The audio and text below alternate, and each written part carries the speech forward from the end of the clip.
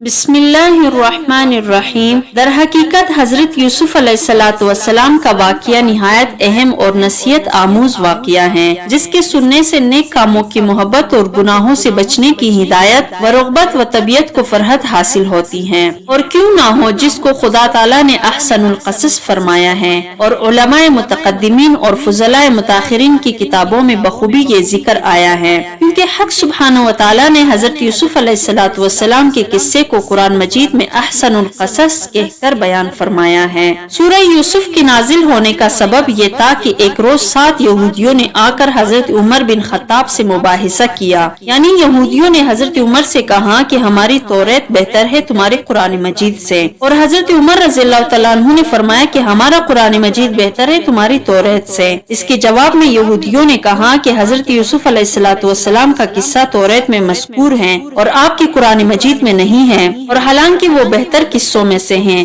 حضرت عمر رضی اللہ تعالیٰ عنہ اس بات کو سن کر بہت ہی زیادہ رنجیدہ و غمگین ہوئے، اور رسول کریم صلی اللہ علیہ وسلم کے پاس آئے، مناظرہ کا حال بیان کیا۔ رسول کریم صلی اللہ علیہ وسلم یہ سن کر اور حضرت عمر کو غمگین دیکھ کر بہت زیادہ متفکر ہوئے۔ اتنے میں حضرت جبریل امین تشریف لائے، بحکم رب العالمین پورا قصہ حضرت یوسف علیہ السلام کا بیان فرمایا، اور قصے کا شروع یہ تھا کہ جب حضرت یعقوب علیہ السلام بعد مدت کے شہر کنعان میں تشریف لائے اور پھر یہیں مقیم ہوئے، اور بی بی راحیل یعنی والدہ محترمہ حضرت یوسف علیہ السلام نے بعد تولد ہونے بنیامین کی انتقال فرمایا۔ اس وقت حضرت یوسف علیہ السلام کی عمر صرف 5 برس کی تھی، اور اپنے 11 بھائیوں میں سب سے زیادہ حسین و جمیل تھے، اور حضرت یعقوب علیہ السلام ان کو سب سے زیادہ پیار کرتے تھے، اور بنیامین اس وقت شیرخوار بچے تھے۔ ان کی خالہ لیا نے ان کی پرورش کی تھی، اور حضرت یعقوب علیہ السلام کی ایک بہن تھی۔ حضرت یعقوب علیہ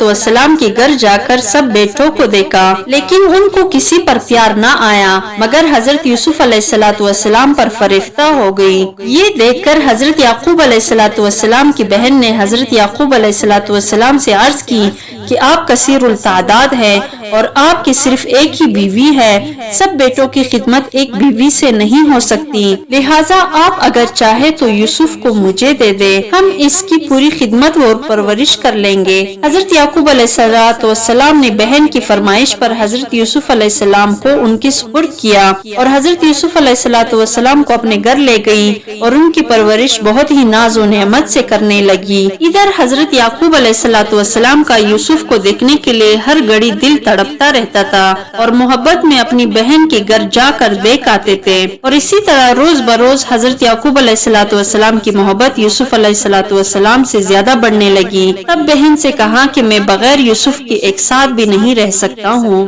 میرے پاس ہی یوسف کو بھیج دو۔ اس بات کو سن کر ان کی ہمشیرہ نے کہا کہ میں بھی بغیر یوسف کے نہیں رہ سکتی۔ اس پر حضرت یعقوب علیہ السلام نے فرمایا کہ اچھا ایسا کرو کہ یوسف ایک ہفتہ تمہارے پاس رہے اور ایک ہفتہ میرے پاس۔ انہوں نے کہا اچھا پہلا ہفتہ میرے پاس ہی رہے گا۔ حضرت یعقوب علیہ السلام نے یہ بھی منظور کر لیا، اور ایک روایت میں ہے کہ ابراہیم خلیل اللہ کا ایک کمربند تھا۔ حضرت یعقوب علیہ السلام کی بڑی بہن کو وہ کمربند اپنے دادا کی میراث سے ان کے حصے میں پہنچا تھا، اور اسی کمربند سے حضرت ابراہیم علیہ السلام نے بر وقت قربانی حضرت اسماعیل علیہ السلام کے ہاتھ پاؤں باندھ دیتے۔ جب حضرت یوسف علیہ السلام اپنی پھوپھی کے گھر میں 7 دن رہے، اس کے بعد حضرت یعقوب علیہ السلام نے ان کو طلب کیا، تب ان کی بہن نے حیلہ سازی کی تاکہ یوسف علیہ السلام کو ان کے باپ نہ لے سکے۔ وہی کمربند حضرت یوسف علیہ السلام کی کمر میں چھپا کر کپڑے کی تلے باندھ دیا تھا کہ یوسف کو کسی بہانے سے چور بنا کر پھر اپنے گھر میں لے آؤں، اور اس وقت کی شریعت الہی میں یہ قانون تھا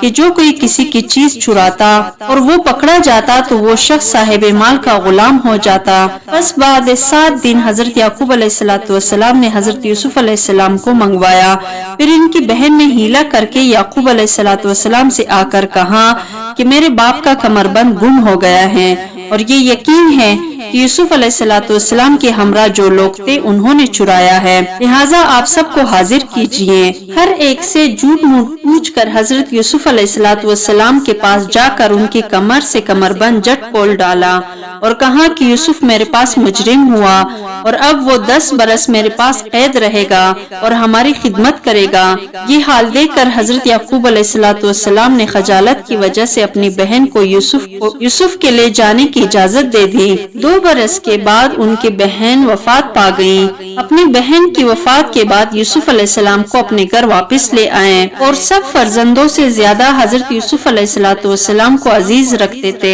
ایک دن حضرت یوسف علیہ السلام نے اپنے والد سے یہ بیان کیا کہ میں نے شب گزشتہ کو خواب میں دیکھا ہے کہ آفتاب اور مہتاب اور 11 ستاروں نے آسمان سے اتر کر مجھے سجدہ کیا۔ اس پر حضرت یعقوب علیہ السلام نے کہا، اے میرے بیٹے، مت بیان کر خواب اپنے بھائیوں سے، کیونکہ اس خواب کو سن کر وہ تیرے واسطے البتہ کچھ فریب بنائیں گے اور شیطانی لائن ان کے دل میں حسد ڈال دے گا۔ حضرت یعقوب علیہ السلام نے اس خواب کی تعبیر حضرت یوسف علیہ السلام کو بتائی، جیسا کہ فرمایا اللہ رب العزت نے اپنے کلام پاک میں، اسی طرح نوازے گا تیرا رب اور بتا دے گا تجھ کو ٹھیک اور درست بات، یعنی تعبیر خوابوں کی، اور پورا کرے گا اپنا انعام تجھ پر اور حضرت یعقوب علیہ السلام پر، جیسا کہ پورا کیا تیرے 2 بابوں پر جو تجھ سے پہلے تھے، یعنی 2 دادے ابراہیم اور اسحاق علیہ السلام پر، اور البتہ تیرا رب بہت خبر والا ہے اور حکمت والا ہے۔ جب یہ خواب کی تعبیر حضرت یوسف علیہ السلام کی بھائیوں نے سنی تو وہ بہت ہی حسد کرنے لگے۔ بھائیوں نے آپس میں صلح کی کہ بس اب یوسف کو کسی طرح سے مار ڈالو